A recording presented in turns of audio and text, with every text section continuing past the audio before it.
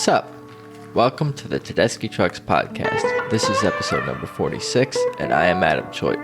To follow this show, it's at Tedeschi Trucks Podcast on Instagram, and I'm at Adam Choit on Instagram as well if you want to follow me, and it's the same on Twitter, at Adam Choit. And of course, I have no affiliation with the band. This is not an official podcast for TTB or anything. I am just a fan, and if you are listening to this podcast episode, I'm guessing there's a good chance that you might be too. So be sure to subscribe and give the show a positive review on iTunes. Doing those things is definitely helpful and appreciated for sure. So for today's episode, I will recap. We will be recapping episode 2 of the Fireside Sessions. And what I did for this episode is I did a live stream with me on video and audio in the Tedeschi Trucks Band fans Facebook group, private Facebook group. After the show, did like a little recap, and people commented, and we talked about the Fireside Sessions. Thank you to the admins of the group for helping make this happen and possible. And thank you to everyone in the group who was hanging out and participated and made it also a fun thing, hopefully. It was fun for me. I used people's first names for the most part in this episode, which you'll hear. And I think you can kind of tell when I'm quoting someone in the live chat versus speaking about my own thoughts. But yeah, the show was great, and I we kind of get into it here, so I don't really need to say much about the Fireside Sessions episode 2. So with help from the Tedeschi Trucks Band fans Facebook group, here you go.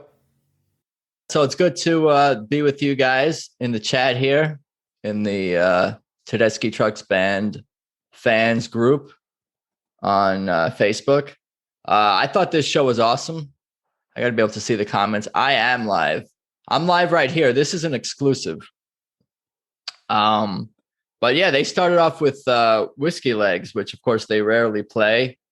What did you guys think of that?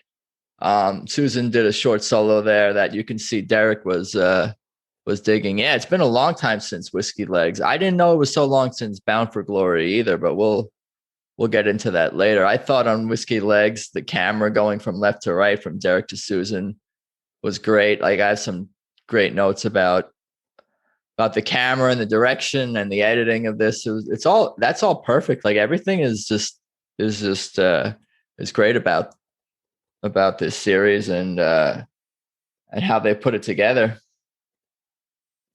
Loved it. Can't recall seeing it live. Me neither. Maybe they've never played it live. Maybe when they first released the song. Is that a thing? Yeah, the trading licks was great. The back and forth call and response. You know what I did for my notes here? I started just drawing hearts. This is what this has become.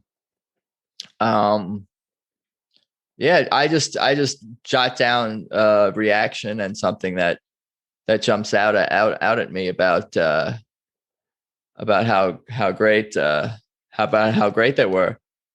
Bound for Glory felt weird without Alicia or Mark. Well, I mean everything. It can't be the same. What was the name of the song they did for their second song? The Leonard Cohen cover. What song was that? You guys know. And they did the song in a different style as well. Who's got the information for me? The Leonard Cohen song? Suzanne? Is that the name of the song?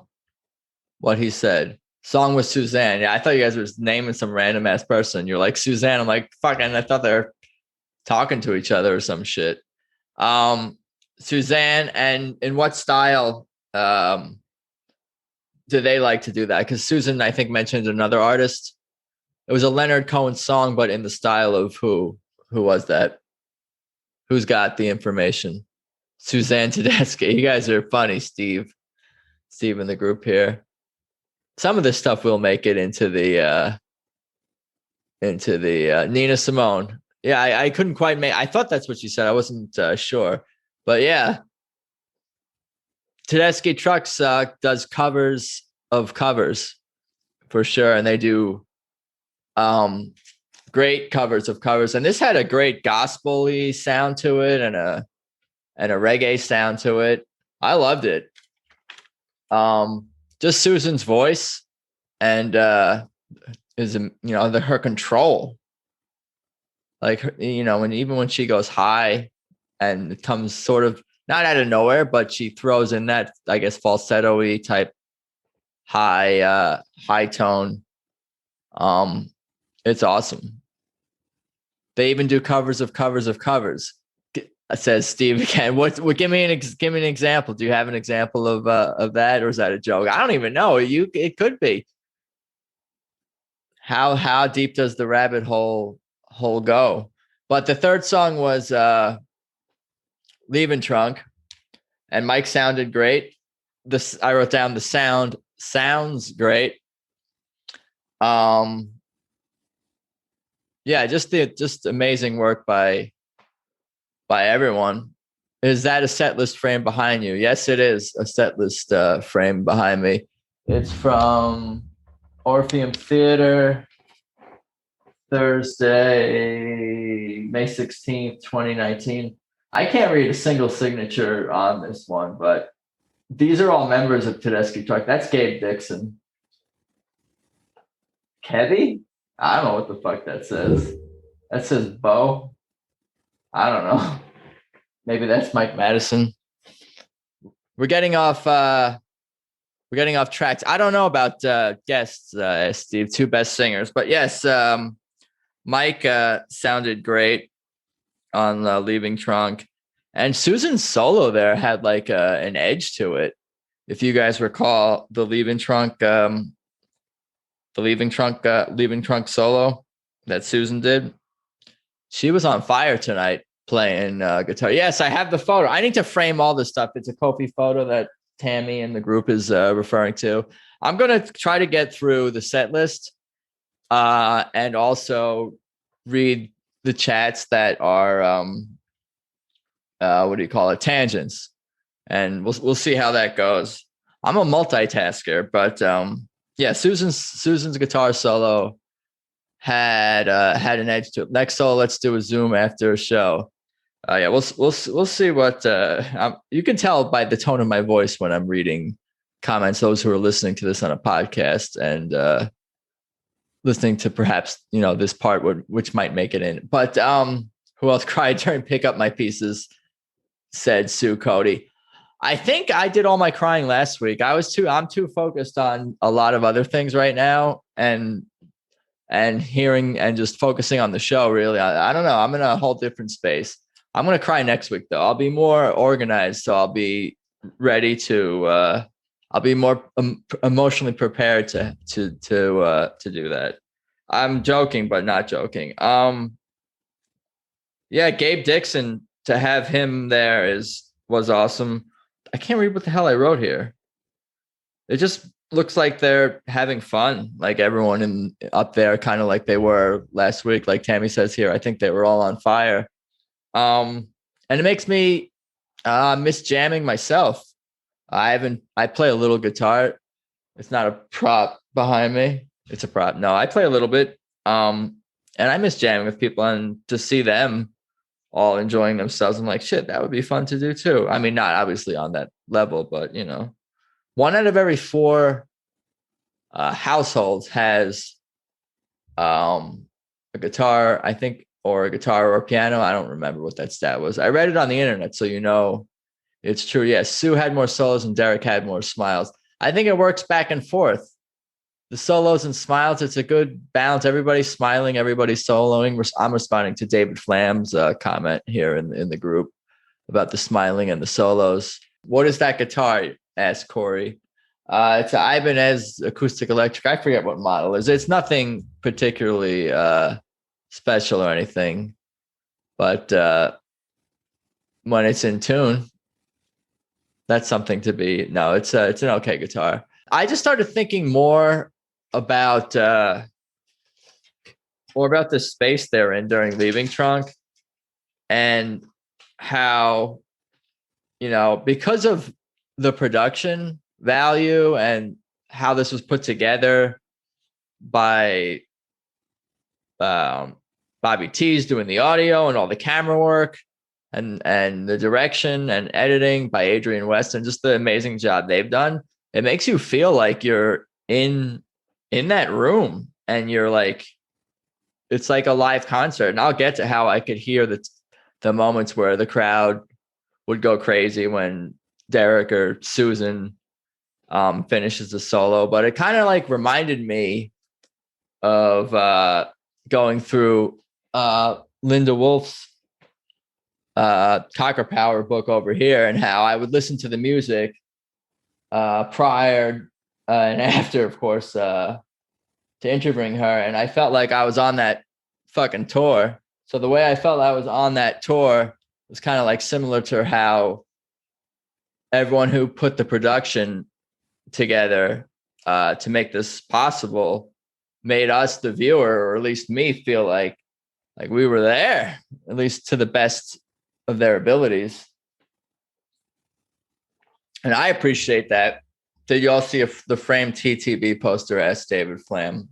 I did not. But there's so many things that you could look at in that room. I'm like looking at all the other items a little bit. Not that it's distracting me. It's interesting. Were you sipping whiskey, my friend? Asked Sue. Yes. Yes. It's Jack Daniels. We're not overthinking anything tonight. And I'm gonna keep the train moving along. Look at me. Song number 4 was a new song, "Here My Dear," which I'm guessing is spelled HEREMYDEAR,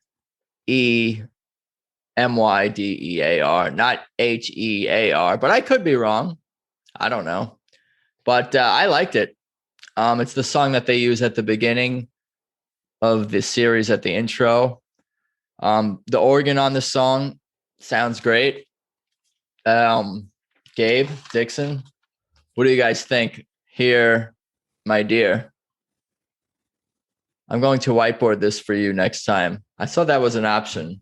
I don't know what that means exactly, but we got tech people in the group who are going to help me, says Tammy. New song was good. Love the organ. I wrote the same exact thing. I'm agreeing with Corey agrees with me. Does anyone know what I guess this is going to go on a new album, I would think. Like that, isn't that the whole point of writing and recording and playing new songs? Is to put, was it a Dylan song? Is that, asked David Flam. Gabe likely penned the song, has his signature sound,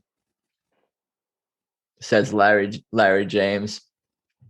Yeah, maybe I could see that. I mean, we're all commenting on how much we love the organ on the song. And yeah, I love to see Susan just singing, and Susan with the guitar. It all works for me. Gabe Susan combo sounds great, says Emily.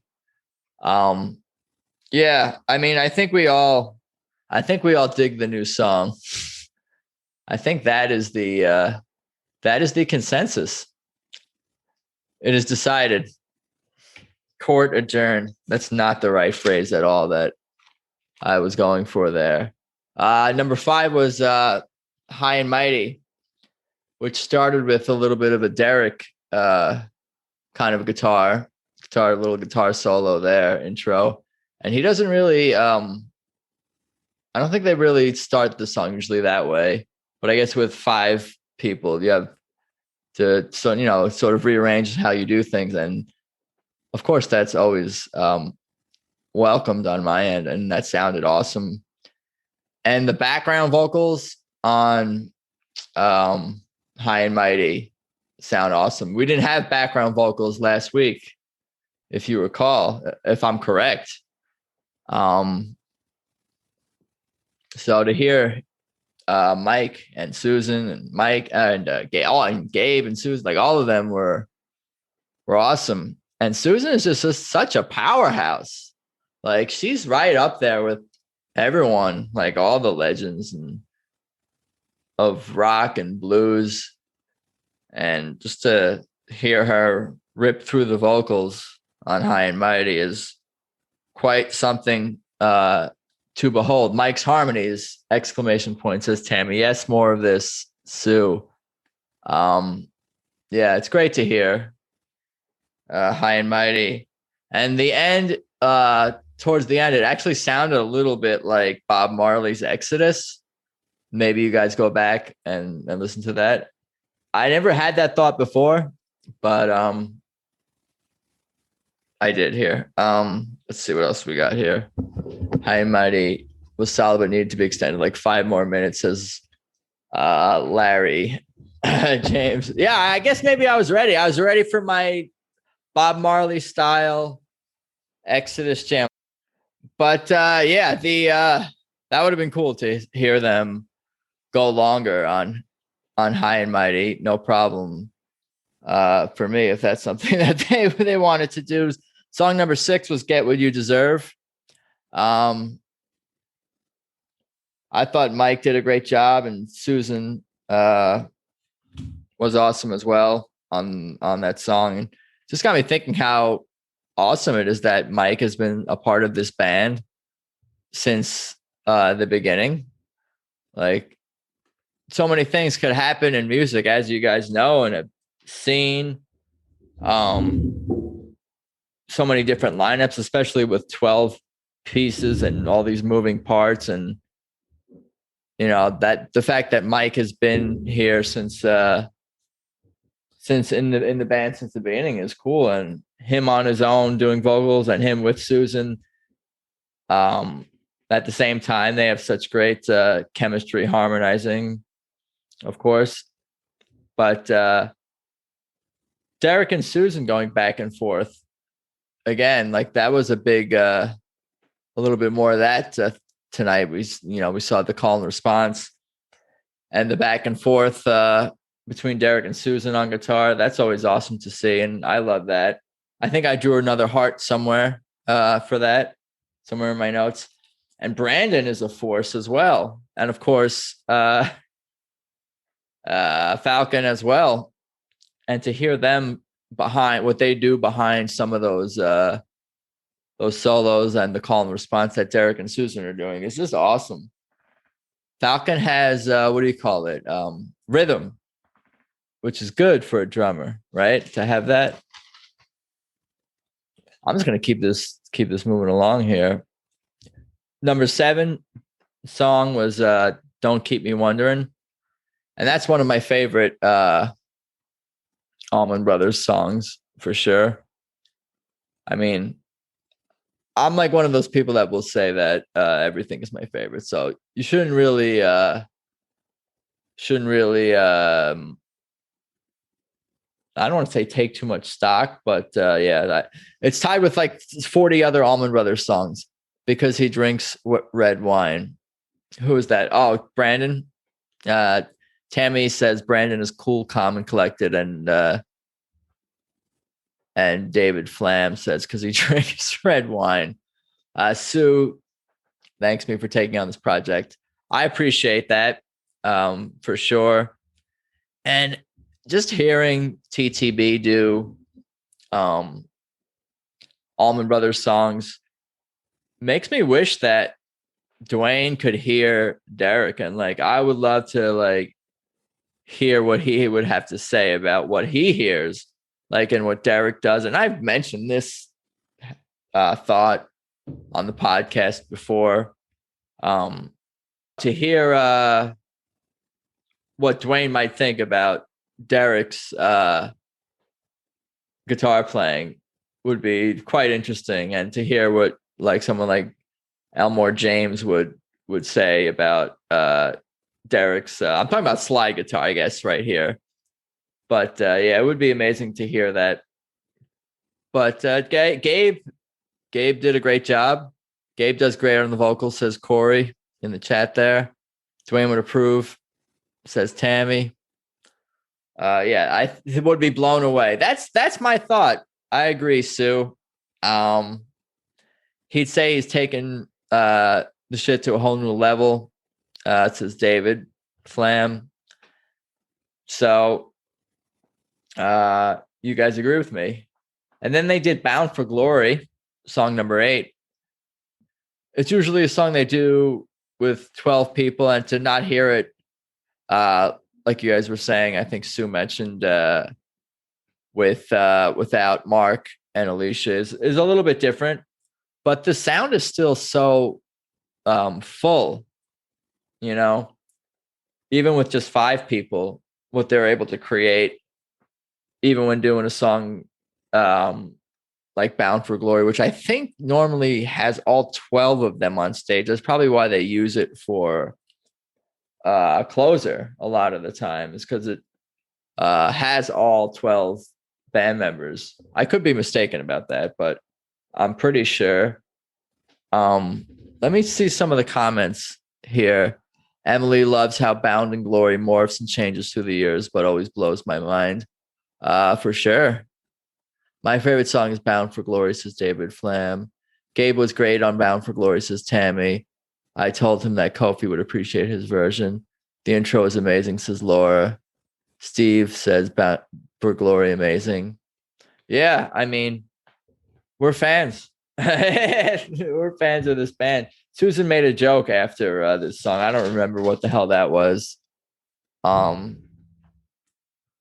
it's always good to see them enjoying themselves. It's not a problem for me. Let's see here.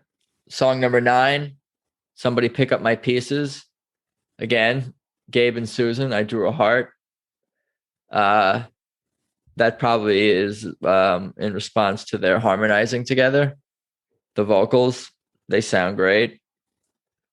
And just classic country. Who doesn't love classic country? And they always play these songs in the right places, you know.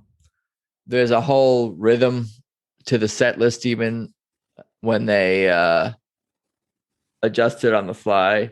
There's a method to the madness, whether it's based on how a crowd might react, if there is a crowd, or the vibe on the stage. Willie Nelson.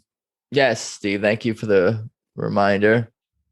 I'm not giving credit to all the writers and whoever penned and the original artists of these songs as I intro them. But that's okay. That is okay. What do you guys think about Somebody Pick Up My Pieces? Any other thoughts? I think I could see Mike from the side of the stage almost singing along, moving his lips from that sort of bar area. One can't help but participate even when you're on a break. One of the best songs tonight, says Larry James. Yeah, but you're like me. You pick a song out of a hat and you would be like, one of the best songs tonight. Song number 10, How Blue Can You Get? What did I got? What did I write here? I wrote Derek without a slide is great too. You missed the crowd going crazy after Sue's solo on How Blue Can You Get, says David Flam.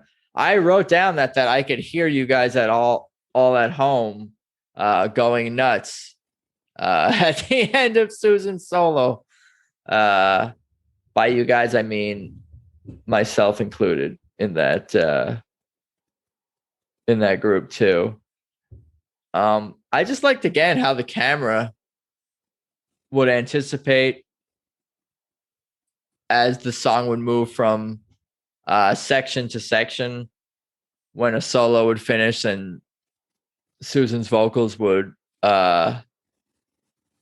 emerge in the song. Everything was just so seamless and smooth, you know.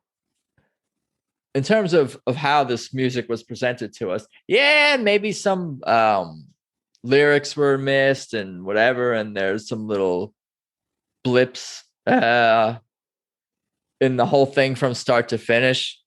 But in terms of like how awesome the music is and how great it sounds, yeah, I fucking no complaints. And a lot of these songs they haven't played too often, at least not lately.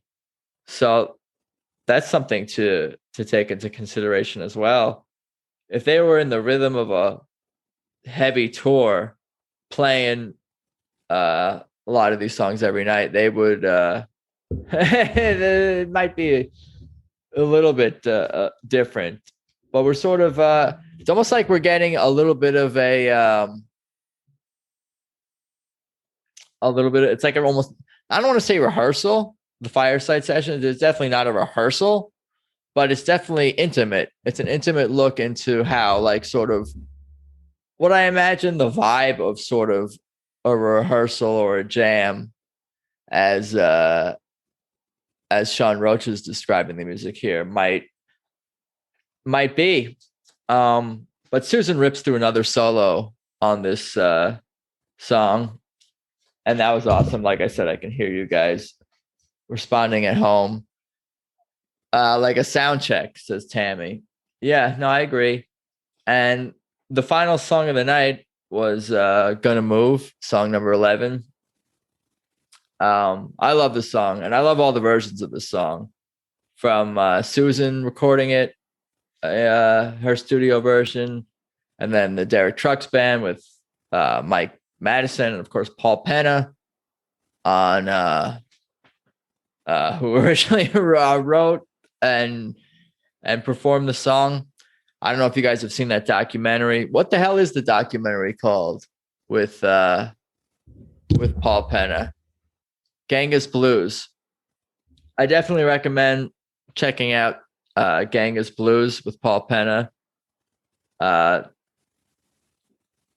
He goes overseas to Tibet, I think, to explore Tuvan throat singing, which is very far.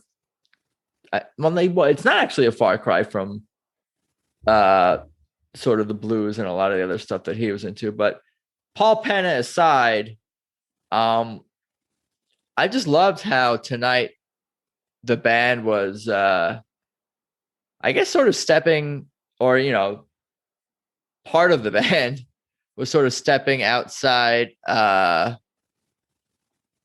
their comfort zone and playing some songs they haven't played in a while, playing originals, playing covers and covers of covers and all that.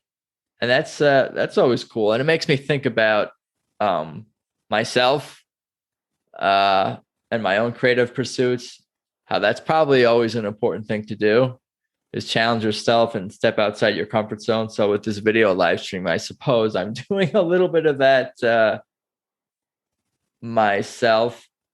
I think that's it. I think that's the whole set. What do you guys got? Any other thoughts here? Sue is mentioning that I should mention the Give Butter to support the crew. I would definitely put that in the outro that I'm going to record after, but definitely check out givebutter.com/TTB, or is it a backslash? Who the fuck knows? You guys know which one it is. It's the one that starts in the lower left and ends in more of the upper right. I'm describing a backslash, but yeah, givebutter.com/TTB to support the crew. And I'm going to say that again when I record an outro for whatever the hell we just recorded, recapping this episode. Gonna move first time since 2008, says Larry James. So that means Tedeschi Trucks Band has never played the song live, I guess, because there was no Tedeschi Trucks Band in 2008. They weren't even Tedeschi Trucks Band then. Were they even Soul Stool Revival in 2008? I don't know. I appreciate you guys all hanging out. This was fun. Maybe I'll do it again next week. Stole Silver Rivals says 2010, says Ian. They formed in 2011. Tedeschi Trucks Band formed in 2011, says Tammy. I thought it was technically 2010. I don't know. I could be wrong. You're welcome, Emily, who thanks me. But yeah, that's pretty much it.